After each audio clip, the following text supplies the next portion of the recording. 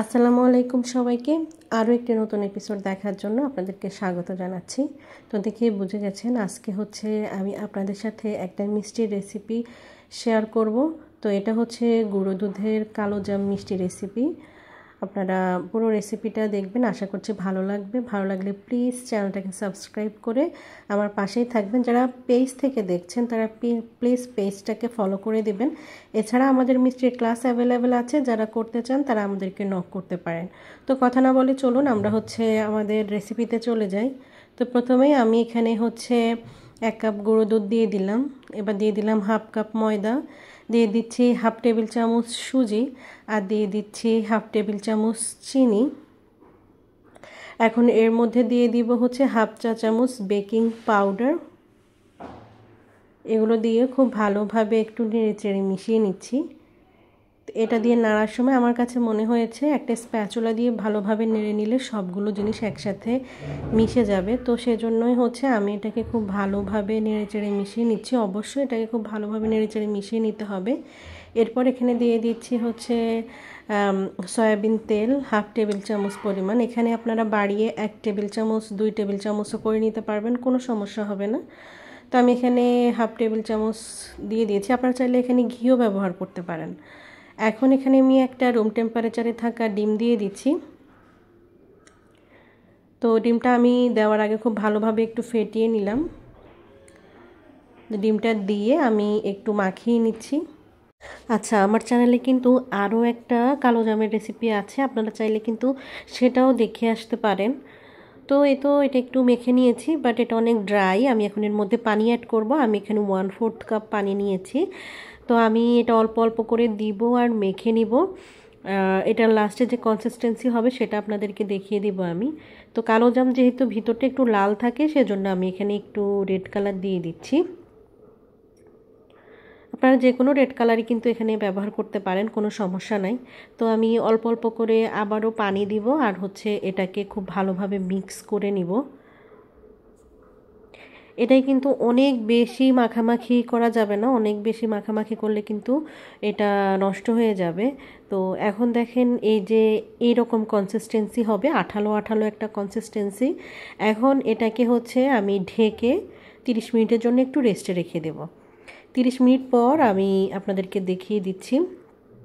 প্রথমে আমি হাতে একটু ঘি লাগিয়ে নিচ্ছি এবং যে প্লেটে হচ্ছে আমি এই মিষ্টিগুলো শেপ দিয়ে রাখবো সেটাতেও হচ্ছে আমি খুব ভালোভাবে একটু ঘি লাগিয়ে নিচ্ছি, যাতে প্লেটে এটা লেগে না যায়। ঘিটা লাগানো হয়ে গেলে এখন হচ্ছে আমি এখান থেকে আমার পরিমাপ মতো আমি এখানে 1 টেবিল চামচ নিয়েছি। এই 1 টেবিল চামচ পরিমাপে আমি প্রত্যেকটা মিষ্টি তৈরি করে নেব।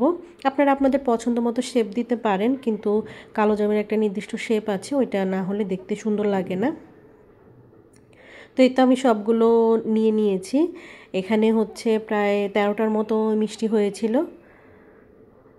তো এই তো আমি এগুলোকে সবগুলো খুব সুন্দর করে শেপ দিয়ে নিব।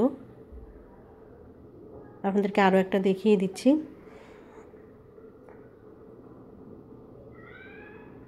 অবশ্যই শেপটা দেওয়ার সময় খেয়াল রাখবেন যাতে কোনো ফাটল না থাকে। ফাটল থাকলে কিন্তু এটা যখন আপনারা ভাজবেন তখন কিন্তু এটা একদম ফেটে যাবে, এটাতে তেল ঢুকে এটা একেবারে নষ্ট হয়ে যাবে। অনেক সময় গলেও যায় যদি আপনার কালো জামের যেই মিশ্রণটা সেটা যদি অনেক নরম থেকে যায়, তেলে ভাজার সময় কিন্তু আপনাদের এই কালো জামগুলো একদম ফেটে তেলের সাথে অনেক সময় মিশেও যেতে পারে। তো সেজন্য এই জিনিসগুলো খেয়াল রাখবেন। এই যে দেখেন প্রত্যেকটা খুবই মসৃণভাবে আমি শেপ করে নিয়েছি। এখন হচ্ছে আমি আপনাদের তেলটা দেখিয়ে দিচ্ছি। তেলটা গরম, বাট আমি আঙুল দিয়ে কিন্তু অনেকক্ষণ রাখতে পারছি। এই অবস্থায় হচ্ছে আমি আমার যে মিষ্টিগুলো শেপ দিয়ে নিয়েছিলাম সেগুলো দিয়ে দিচ্ছি। এটা কিন্তু একেবারেই বলতে গেলে ঠান্ডা তেলই ছিল। দেওয়ার সাথে সাথে দেখবেন এভাবে একটু ফেনা মতন হবে। তো এই তো সবগুলো মিষ্টি দেওয়ার পর আমি হচ্ছে পাতিলটা একটু নেড়ে দিব, কারণ পাতিল নেড়ে দিলে মিষ্টিগুলো পাতিল ছেড়ে উপরের দিকে উঠে আসবে। এই যে দেখেন পাতিল ছেড়ে উপরের দিকে উঠে আসছে। তো এখন হচ্ছে আমি একদম লো হিট থেকে চুলার হিটটা সামান্য একটু বাড়িয়ে দিয়ে এটাকে প্রথমে খুব ভালোভাবে ফুলিয়ে নিব। তো তো এই যে এখন আমি মিষ্টিগুলোকে খুব ভালোভাবে ফুলিয়ে নিয়েছি। এই পর্যায়ে আমি এখন চুলার হিটটা আবারও একদম লো করে দিব। লো করে দিয়ে আমি এটাকে খুব ভালোভাবে নেড়েচেড়ে ভেজে নেব। তো কালোজাম মিষ্টি সেহেতু খুব কালো করে এটাকে ভেজে নেবেন, আপনাদের পছন্দ মতন কালার করে। লাল লাল রেখেও কিন্তু ভাজা যায়, আর এটাতে যেহেতু আমরা কালার দিয়েছি কালারটা কিন্তু খুব দ্রুতই চলে আসবে। তো এই তো আমি আমার পছন্দ মতো কালার করে ভেজে নিয়েছি। ভাজার পর আমি এখন এর জন্য শিরাটা তৈরি করে নেব। আর এই মিষ্টিগুলো কিন্তু একটু কুসুম গরম হলে দেন হচ্ছে আমরা শিরায় ঢালবো, সেজন্য আমরা এই মিষ্টিগুলো ঠান্ডা হতে রেখে দিলাম। তো আমি এখন একটা পাতিল নিয়ে নিয়েছি, এটা হচ্ছে 9 ইঞ্চি সাইজের একটা কড়াই। তো আমি এইটাতেই সবসময় মিষ্টি তৈরি করি, সেজন্য হচ্ছে আমি এই পাতিলটাই নিয়েছি, প্লিজ কেউ কিছু মনে করবেন না। তো এখন আমি যেটা করলাম, আমি এখানে 1.5 কাপ হচ্ছে চিনি দিয়ে দিয়েছি, আর পানি নিয়ে নিচ্ছি হচ্ছে 3.5 কাপ। একদম আপনাদেরকে কাপের মাপে খুব সুন্দরভাবে আমি মেপে মেপে দেখিয়ে দিচ্ছি। এখানে আমি 3.5 কাপ পানি নিয়ে নিয়েছি। এখন আমি এটাকে চুলায় বসিয়ে দিব। তা আমি এখানে ফ্লেভারের জন্য হচ্ছে একটা এলাচ দিয়ে দিচ্ছি। আপনারা যদি পছন্দ না করেন নাও দিতে পারেন, কালোজাম মিষ্টিতে দরকার হয় না, কারণ কালোজাম মিষ্টিতে যখন আপনি ভাজবেন, ভাজার পরে এটাতে খুব সুন্দর একটা ফ্লেভার অ্যাড হয়, তো এলাচিটা না দিলেও হবে। এখন হচ্ছে আমি এই মিষ্টিগুলোকে কুসুম গরম অবস্থায় এই ফুটন্ত শিরার মধ্যে দিয়ে দিচ্ছি। এই ফুটন্ত শিরায় আমি এটাকে প্রায় 5 মিনিটের মতো খুব ভালোভাবে ফুটিয়ে নিব ঢাকনা দিয়ে। আমি এখন এটাকে ঢাকনা দিয়ে 5 মিনিটের মতো খুব ভালোভাবে রান্না করে নিব। তো 5 মিনিট পর আমি হচ্ছে এটা ঢাকনাটা তুলে নিব। তুলে নিয়ে এটাকে খুব ভালোভাবে একটু নেড়েচেড়ে দিব।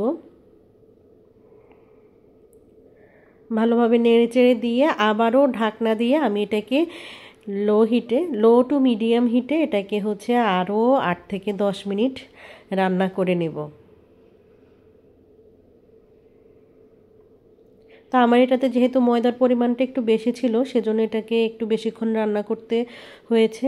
তো এই তো আমার মিষ্টিগুলো মোটামুটি কিন্তু শিরাটাও ঘন হয়ে গেছে, আর মিষ্টিগুলো হচ্ছে শিরার মধ্যে ডুবে গেছে। তো আমি এটাকে সারা রাত হচ্ছে ভিজিয়ে রেখেছিলাম। সকালে দেখেন এই যে মিষ্টিগুলো। তো আমি কিন্তু এখান থেকে আগে একটা খেয়ে ফেলেছি, কারণ মিষ্টিগুলো এত মজার ছিল, আর আমি কালোজাম মিষ্টি খুবই পছন্দ করি। তো এই তো দেখেন কি সুন্দর রস ঢুকে মিষ্টিগুলো খুবই টইটুম্বর হয়ে আছে। তো এখন হচ্ছে আমি মিষ্টিগুলোকে রস থেকে উঠিয়ে নিব। যেহেতু কালোজাম মিষ্টিটা একটু ড্রাই সার্ভ করে, সেজন্য হচ্ছে আমি মিষ্টিগুলোকে রস ছেড়ে উঠিয়ে নিচ্ছি। আপনারা চাইলে এটাকে টিস্যুতে একটু সোক করে নিতে পারেন, এতে করে মিষ্টির উপরে যে পানি পানি অংশটা থাকবে সেটা কিন্তু টিস্যু পেপারে চলে যাবে, আর গরুর দুধটা হচ্ছে ভিজে যাবে না। তো আমি এখানে আমার কাছে মাওয়া ছিল না, আমি সেজন্য গুঁড়ো দুধে একটু কোট করে নিচ্ছি। আপনাদের হাতের কাছে যদি মাওয়া থাকে সেক্ষেত্রে আপনারা মাওয়ায় কোট করে নেবেন। তো এই তো আমার মিষ্টিগুলো বানানো হয়ে গেছে। আপনারা বাসায় তৈরি করে দেখবেন, এই মিষ্টিটা খেতে কিন্তু খুবই খুবই মজার। তো এই তো আজকে রেসিপি এই পর্যন্তই। আপনাদের কেমন লেগেছে অবশ্যই জানাবেন। ভালো লাগলে অবশ্যই একটা লাইক দিবেন, কমেন্ট করবেন। আপনাদের সুন্দর সুন্দর কমেন্ট আমাকে পরবর্তীতে আরও সুন্দর সুন্দর ভিডিও তৈরি করতে কিন্তু অনেক হেল্প করে। তো এই যে দেখুন মিষ্টির ভিতরটাও কিন্তু আমি আপনাদেরকে দেখিয়ে দিচ্ছি কতটা রস ঢুকে এটা একদম টইটুম্বর হয়ে আছে। মিষ্টির ভিতরটা খুব সুন্দর দানাদার হয়েছে। তো এই তো আপনারা বাসায় যদি এটা ট্রাই করেন অবশ্যই আমার সাথে শেয়ার করবেন। আমার পেজে যদি কেউ কোনো অর্ডার দিতে চান, মিষ্টির অর্ডার বা কেকের অর্ডার, সেটাও দিতে পারেন। আমার পেজের লিংক হচ্ছে আমি ডেসক্রিপশনে দিয়ে দিব। তো এই তো এই পর্যন্তই।